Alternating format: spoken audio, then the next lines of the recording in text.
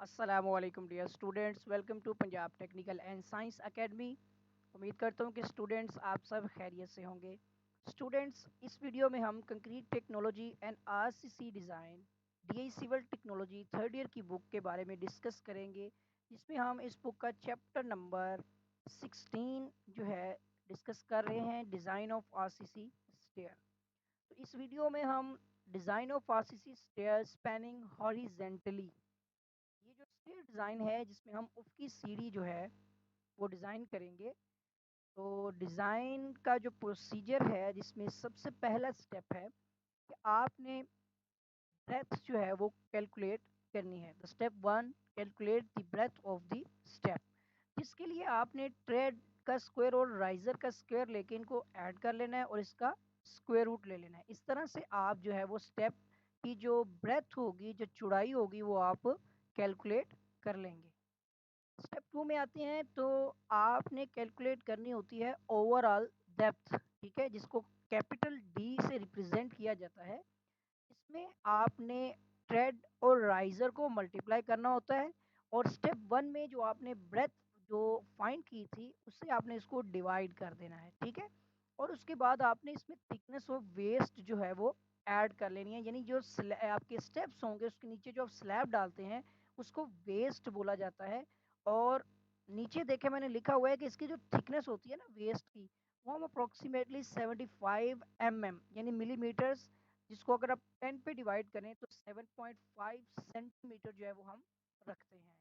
उसके बाद थ्री में हम कैलकुलेट करते हैं लोड को। तो स्टूडेंट, लोड जो होता है बेसिकली टोटल वेट होता है, जिसमें ओवरऑल आपका डेड लोड और लाइव लोड दोनों शामिल होते हैं। तो step three, calculate the total load acting on the step. अब इसका मतलब क्या होगा, स्टेप के ऊपर आने वाला तमाम का तमाम लोड जो है वो सब का सब हम काउंट करेंगे, जिसमें आपकी वेस्ट का लोड भी होगा, ठीक है, आपके स्टेप्स का लोड भी होगा, ठीक हो गया। उसके बाद उसके ऊपर अगर कोई फिनिशिंग मटेरियल है तो उसका लोड भी होगा, और चलने फिरने वाले लोगों का लोड भी होगा। तो टोटल लोड हमारे पास होता है जिसमें डेड लोड और लाइव लोड ये दोनों शामिल होते हैं, ठीक है। तो अगर हम बात करते हैं यहाँ पर कि हमने डेड लोड कैसे फाइंड करना होता है, तो dead load of triangular step जो है, जिसके लिए आप पहले तो हम डेड लोड फाइंड कर रहे हैं जिसमें ट्राइएंगुलर स्टेप है। आप स्टेप के बारे में जानते हैं, वो कदमचा जिसके ऊपर आप पाँव रखते हैं, ठीक है, इसमें वेस्ट शामिल नहीं है। तो डेड लोड फाइंड करने से पहले हम इसमें मतलब डेड लोड में कुछ स्टेप्स हैं। डेड लोड में आप ट्राइएंगुलर स्टेप का लोड फाइंड करते हैं, इसमें आप वेस्ट का जो है वो लोड फाइंड करते हैं, और इसके अलावा इसके अंदर आप जो स्टेप के ऊपर आने वाला फिनिशिंग मटेरियल होता है उसका जो लोड होता है वो भी हम फाइंड करते हैं। तो अभी हम पहले फाइंड करेंगे डेड लोड ट्राइएंगुलर स्टेप। जो आपका कोनी शक्ल का जो स्टेप होगा, कदमचा होगा, उसका अगर आप लोड फाइंड करना चाह रहे हैं तो यून आपका इसका फॉर्मूला होगा, लेंथ को आपने मल्टीप्लाई कर देना है, इसमें आपने ट्रेड मल्टीप्लाई बाय राइजर इसका हाफ लेना है, ठीक है। ट्रेड और राइजर को मल्टीप्लाई करके टू पे डिवाइड कर दें, और इसके साथ आपने डेंसिटी ऑफ कंक्रीट को मल्टीप्लाई करना है। जबकि इसमें यूज़ होने वाली डेंसिटी ऑफ कंक्रीट यहाँ पर जो लिखी गई है वो आपने ठीक कर लेनी है स्टूडेंट। ये जो डेंसिटी होती है आपकी कंक्रीट, जो अगर आप इसके लिए यूज़ करें तो आप यूज़ करते हैं तो इसकी डेंसिटी होगी 144, ठीक हो गया। और जो कि आपके पास केजी में किलोग्राम के अंदर अगर आप देखें तो 2300 किलोग्राम पर मीटर क्यूब होगी, ठीक हो गया। इसके बाद आप फाइंड करेंगे डेड लोड ऑफ वेस्ट। तो वेस्ट वो स्लैब होती है जिसके ऊपर आपके स्टेप्स बनाए जाते हैं, ठीक है। तो वेस्ट बेसिकली कंप्लीटली तौर पर आपकी आरसीसी की बनी होती है। तो अगर आप इसका लोड फाइंड करना चाहते हैं तो आप जो है यहाँ पर एक तो हम यूनिट रनिंग लोड लेते हैं, जिसमें लेंथ हमेशा हमारी 1 फीट या मीटर में काउंट हो जाती है। तो यहाँ पर आप 1 मल्टीप्लाई बाय कर लें या लेंथ मल्टीप्लाई बाय कर लें। अगर आप लेंथ मल्टीप्लाई बाय करेंगे तो आपको लेंथ जो है अप्रोक्सीमेटली 1 मीटर अगर मीटर्स में है, या 1 फीट अगर फीट्स में है तो लेनी पड़ेगी। तो इसके लिए फार्मूला होगा आपका लेंथ मल्टीप्लाई बाय ब्रेथ, जो पी की वैल्यू आपने स्टेप वन में फाइंड की थी, और इसके अलावा थिकनेस ऑफ वेस्ट आएगी, ठीक है, और multiply by density of concrete, ये आरसीसी होगी। पिछले स्टेप में जो आपने फाइंड की थी यहाँ पर ट्रायंगुलर स्टेप, तो वो आपकी 144 या 2300, ये जो आपकी डेंसिटी है ये आरबीसी की है, ठीक है। और ये जो अभी डेंसिटी सॉरी वो आपकी डेंसिटी पीसीसी की है, ठीक है। और ये आपकी डेंसिटी आएगी यहाँ पर आरसीसी की। इसमें स्टील यूज़ होगा, उसमें स्टील यूज़ नहीं होता, वो पीसीसी थी, ये आरसीसी है, ठीक है। तो इसकी डेंसिटी अगर आप फिट्स में देखें तो 150 पाउंड्स पर फीट क्यूब, और अगर आप केजी में देखें तो 2400 किलोग्राम पर मीटर क्यूब जो है वो रखी जाती है, ठीक है। अब इसके बाद अगर आपने स्टेप के ऊपर कोई चिप्स डाली हुई है या कोई पत्थर की स्लैब रखी हुई है, जिसको आप थोड़ा सा बाहर भी निकाल के रखते हैं तो वो बाहर निकला हुआ हिस्सा नोजिंग कहलाता है। अगर हम उस चीज़ के बारे में बात करें तो वो फिनिशिंग मटेरियल जो ट्रेड के ऊपर होगा उसके लिए आपका formula length multiply by trade, ठीक है, मल्टीप्लाई बाय थिकनेस आ जाएगी। मतलब आप ट्रेड को मल्टीप्लाई करेंगे थिकनेस से, और लेंथ आपके पास जो है ना ये विड्थ के अकॉर्डिंग चल रही है, तो उसके साथ आपने डेंसिटी ऑफ फिनिशिंग मटेरियल अगर आप उसके ऊपर भी स्लैब वगैरह रख रहे हैं तो हम पीसीसी के अकॉर्डिंग उसकी डेंसिटी जो है वो काउंट करेंगे।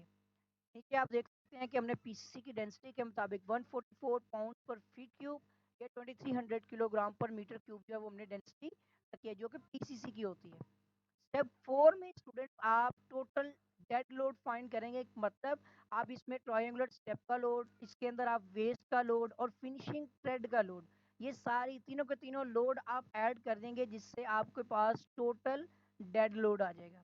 इसके बाद आपने फाइंड करना होता है लाइव लोड, जिसमें लाइव लोड का वेट आपको दिया जाएगा, ठीक है। और आपने क्या करना है, इसको length multiply by thread multiply by जो लोड दिया गया होगा वो आपने थ्रेड के अकॉर्डिंग रनिंग मीटर में या फीट्स में आपने, मतलब लेंथ आपकी 1 मीटर या 1 फीट काउंट हो जाएगी, ठीक है। तो इस तरह से आपके पास डेड लोड भी आ जाएगा। उसके बाद आपके पास जो है और दूसरा ये होता है कि आपको जो लाइव लोड होता है वो प्रोवाइड किया गया होता है, ठीक है। उसके बाद आपने टोटल फैक्टर लोड फाइंड करना होता है, जिसके लिए आपको लाइव लोड का 1.6 से मल्टीप्लाई करना होता है और डेड लोड को 1.2 से। जब आप ये फैक्टर्स यूज़ करते हैं तो इसके बाद आपके पास टोटल फैक्टर्ड लोड आ जाता है, जिसकी हमें ज़रूरत होती है। इसके बाद स्टेप 4 में हमने कैलकुलेट करना होता है मैक्सिमम फैक्टर्ड बेंडिंग मोमेंट, ठीक है, MU. Ultimate moment bending moment जो होती है वो हमने फाइंड करनी होती है। इसके लिए दो तरह के फॉर्मूलाज हैं। अगर आप सपोर्टेड बाय स्ट्रिंगर बीम यानी टॉप एंड बॉटम एजिस के हिसाब से बना रहे हैं तो वो आपका WL² डिवाइड बाई 8 होगा। और अगर आपका जो मतलब आप इसके अंदर बीम यूज़ कर रहे हैं वो supported by and bearings without continuously, जो मुसलसल नहीं चलेगा, ठीक है, और उसके सहारे जो हैं वो एंड्स जो मतलब के मुसलसल नहीं होंगे बर्दाश्त करने के लिए, ठीक है। तो उसके लिए आप WL² डिवाइड बाय 10 यूज़ करेंगे। ये दोनों स्टेटमेंट्स अगर आपके न्यूमेरिकल्स में आ जाएँ तो जो स्टेटमेंट आएगी उसके मुताबिक आपने अल्टीमेट बेंडिंग मोमेंट वाला फॉर्मूला जो है वो यूज़ करना होता है। स्टेप 5 में आपने कैलकुलेट करनी होती है इफेक्टिव डेप्थ, स्मॉल डी होता है। और उसके बाद आप क्या करते हैं कि जो अल्टीमेट मूवमेंट आपको मिलता है उसको आप डिवाइड करते हैं एक फैक्टर 0.205, और उसको मल्टीप्लाई करते हैं आप कंप्रेशन स्ट्रेंथ के स्ट्रेस जो होती है ये आपकी कंक्रीट में पाई जाती है, ठीक है। जो टेंसाइल स्ट्रेस होती है वो स्टील में पाई जाती है, यानी खिंचाव की। ये कंप्रेसिव स्ट्रेस होती है जो कि आपकी टेंशन आती है कंक्रीट के अंदर। और इसको आपने मल्टीप्लाई करना होता है ब्रेथ ऑफ जो आपकी स्टेयर होती है, मतलब जो हम पहले फाइंड कर चुके हैं, ठीक है। तो इन सब को अगर आप सोल्व करते हैं और स्क्वायर रूट ले लेते हैं तो अगर आपके पास इसकी वैल्यू, इसका जो आंसर होगा, अगर वो आपका ओवरऑल डेप्थ का हाफ हो जाए, ठीक है, ओवरऑल डेप्थ का अगर हाफ हो जाए तो फिर आप क्या करेंगे कि आप जो है ओवरऑल डेप्थ के हाफ को यानी कंसीडर करेंगे, तब आप इस स्मॉल डी को इफेक्टिव डेप्थ जो है वो कंसीडर नहीं करेंगे। जबकि आपके पास अगर इसके डेप्थ की वैल्यू जो है इसके हाफ से कम आएगी तो फिर आप जो है इफेक्टिव जो ओवरऑल डेप्थ के हाफ को इफेक्टिव डेप्थ कंसीडर कर लेंगे। और अगर ये वैल्यू इसके हाफ से मोर देन होगी तो फिर इसको हम इफेक्टिव डेप्थ जो है वो कंसीडर करेंगे। स्टेप 6 में आप कैलकुलेट करेंगे area of steel, as find करेंगे फॉर ईच स्टेप। हम एक एक स्टेप जितने भी कदमचे होंगे हर एक के हिसाब से हम क्या करेंगे, उसका सरिया यानी स्टील फाइंड करेंगे। इसके लिए आप देख सकते हैं यहाँ पर फॉर्मूला है ultimate moment divide by phi होती है आपकी बार की एक कांस्टेंट वैल्यू है।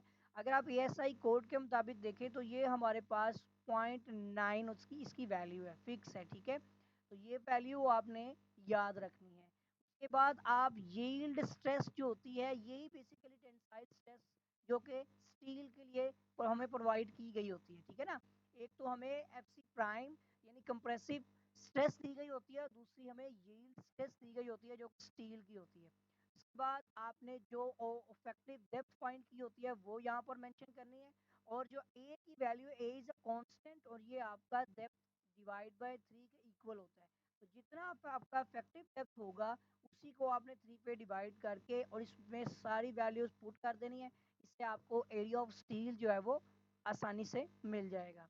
इसके बाद स्टेप 7 में आप कैलकुलेट करेंगे steel area of steel for distribution bar. अब जितनी डिस्ट्रीब्यूशन बार्स होंगी उसको फाइंड करने के लिए फॉर्मूला होगा आपका area of steel equal to 0.002। अच्छा, इसके अलावा यहाँ पर जो है ये 100 और 12 जो मल्टीप्लाई किए जा रहे हैं, इसका मतलब ये होता है जब आप एरिया ऑफ स्टील निकालते हैं तो वो आपके पास मीटर्स में होगा। आप 100 से मल्टीप्लाई करेंगे तो आपके पास सेंटीमीटर्स में वैल्यू आ जाएगी, ठीक है।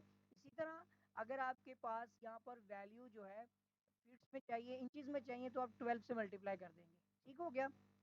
उसके बाद नेक्स्ट हमारे पास 8, स्टेप नंबर 8 आता है calculate spacing of suitable diameter of बार। अब यहाँ पर एक बात होती है कि हम पहले सूटेबल डाया ऑफ बार वो हमने यहाँ पर मेंशन करना होता है। तो अब यहाँ पर आपको पता होना चाहिए। तो वो डिपेंड करता है कि अगर हम यहाँ पर डिस्ट्रीब्यूशन बार की बात करें तो हम 6 mm का जो है ना वो डाया ऑफ बार जो है वो यूज़ करते हैं। बाकी आप अपनी बुक में चेक कर लें कौन कौन से जो है वो यहाँ पर दिए गए हैं। लेकिन मैं आपको एक बात बता दूं, एरिया ऑफ 1 बार फाइंड करने के लिए हमारे पास जो यहाँ पर ए एस होता है ना, एरिया ऑफ स्टील, इसी की बेस पर हम जो है वो सरिये के बारे में हमें पता चलता है कि हमने कौन सी नंबर ऑफ बार यूज़ करनी होती है। इससे जो हमें ए एस की वैल्यू मिलती है उसे आपने इस तरह से डिकोड करना होता है कि आपके पास डाया ऑफ बार की वैल्यू उसके यानी कि करीब करीब वैल्यू बन जाए तो आप उस डाया ऑफ बार को यूज़ कर सकें। मैं इंशाल्लाह न्यूमेरिकल में आपको इसके मुतालिक बता दूंगा, ठीक है। तो एरिया ऑफ 1 बार जो होगी वो आपने लेने हैं और उसको ए एस टी जो डिस्ट्रीब्यूशन बार है उसके साथ डिवाइड कर दें और मल्टीप्लाई बाय सेंटीमीटर हो तो 100 से, इंचीज हो तो 12 से मल्टीप्लाई कर दें।